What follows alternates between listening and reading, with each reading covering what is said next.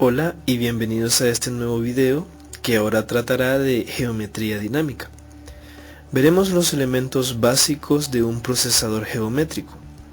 Vamos a conocer las secciones básicas de GeoGebra, la lógica de cómo se crean construcciones, de manera que, para el que no conozca GeoGebra o que esté recién conociéndolo, esto sería un camino como de formalización. Dejaré unos ejercicios propuestos en el aula virtual para ir practicando lo que vamos a ver. Partamos de que GeoGebra es un procesador geométrico, es decir, un software que permite realizar principalmente construcciones geométricas con un sentido dinámico. Por eso se habla de una geometría dinámica, en el sentido de una geometría enseñada en un entorno que permite, a través de movimientos, descubrir propiedades. Les hablaré de 4 ideas fundamentales que ocurren en un procesador geométrico y que permiten distinguirlos de otros software que realizan dibujos que pueden parecer geométricos, pero que no están orientados a las construcciones propiamente geométricas. Entonces, un procesador geométrico permite realizar construcciones geométricas de manera que los dibujos que van apareciendo en pantalla responden a un tipo de definición. Y esas definiciones provienen del estudio clásico de la geometría. Por lo tanto, lo que construimos es una representación de ideas que llevamos estudiando en geometría, es decir, una especie de comprobación de las definiciones que manejamos en el área de geometría. Es decir, lo que estoy construyendo es como un pequeño mecanismo que depende de varios elementos geométricos. Son segmentos, circunferencias y otros elementos que podemos construir. Otro elemento central de las construcciones geométricas es en un procesador geométrico es que los objetos cuentan con cierta jerarquía. Por ejemplo, nos encontramos con algunos objetos en esta construcción que los podemos mover libremente. El punto A y el punto B se pueden ubicar teóricamente en cualquier parte del plano, mientras que otros objetos se pueden mover con cierta libertad. O el punto D, que solo se mueve sobre la circunferencia, y el punto C, que no lo podemos mover directamente, ya que depende de los otros objetos que tenemos en la construcción. Entonces, se da una lógica de trabajo, una lógica con objetos que cuentan con cierta libertad y otros que dependen de objetos que hemos construido previamente. El punto C podríamos moverlo siempre y cuando movamos el punto A o el punto B, porque en esencia depende de ambos. Esta lógica de objetos dependientes e independientes es un elemento estratégico en un procesador geométrico. Un amigo me mencionaba en cierta ocasión que un autor llamado Luis Moreno Armella habla de la prueba del arrastre y que es una forma de aprovechar la jerarquía para descubrir elementos geométricos. Por ejemplo, consideremos un triángulo y trazamos sus mediatrices y construimos la intersección de las mediatrices, que es el circuncentro. Y podemos observar que las mediatrices y el circuncentro dependen de los puntos A, B y C.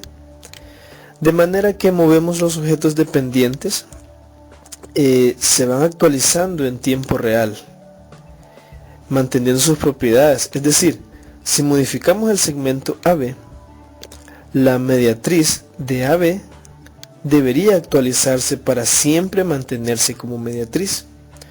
Así que la definición en el contexto dinámico determina una condición que los objetos van a tratar de mantener en todo momento.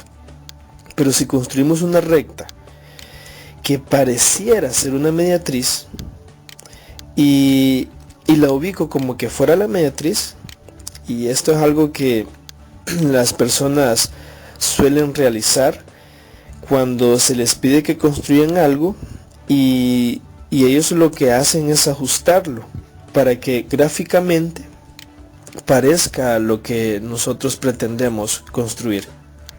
Lo que ocurre es que cuando movamos cualquier punto, estos objetos se van a quedar estáticos, pero cuando movamos otros, de los que dependen los objetos construidos, van a actualizarse. Entonces, al arrastrar el punto A o el punto C, va a permitir que la recta construida como mediatriz se actualice y la dibujada como mediatriz se mantenga estática. Podríamos decir que EF se dibujó como mediatriz y la recta que se llama D se definió como mediatriz. Por lo tanto, al arrastrar cualquier objeto, ya sea independiente o dependiente, la prueba del arrastre nos permite distinguir lo dibujado de lo construido y nos permite observar ciertas consecuencias y propiedades que nos interesan estudiar en geometría. El cuarto elemento es una consecuencia de la prueba del arrastre, y es la idea de que existen ciertas relaciones que, a pesar de mover los objetos libres, se mantienen invariantes. Hay ciertas relaciones que no cambian, y usualmente esas relaciones las estudiamos en la geometría. Por ejemplo, podemos observar que sin importar cómo movamos los vértices del triángulo, las tres mediatrices concurren en el punto D. Es decir, sin importar las características del triángulo, siempre se cortan las tres en el mismo punto. Entonces, ya sea que deformemos el triángulo, movamos algunos objetos, ciertas cosas cambian. Por ejemplo, el perímetro, el área, cambian la medida de los ángulos, y otras relaciones se mantienen invariantes.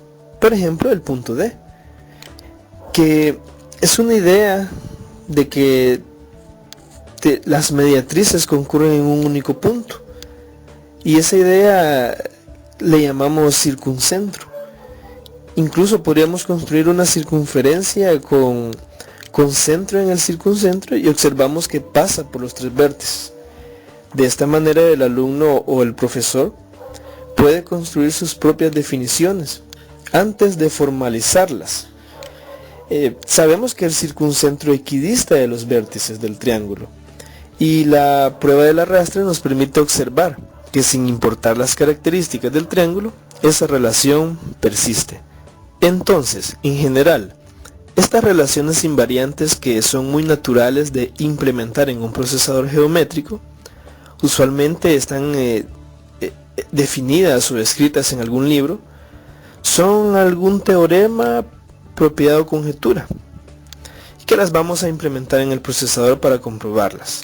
Es decir, todo aquello que cuando movemos ciertos objetos se mantiene invariante, es a priori interesante desde el punto de vista geométrico. Es decir, que alguien lo estudió previamente o vale la pena estudiarlo ahora. Entonces, esta es una manera de resumir la filosofía que hay detrás de un procesador geométrico.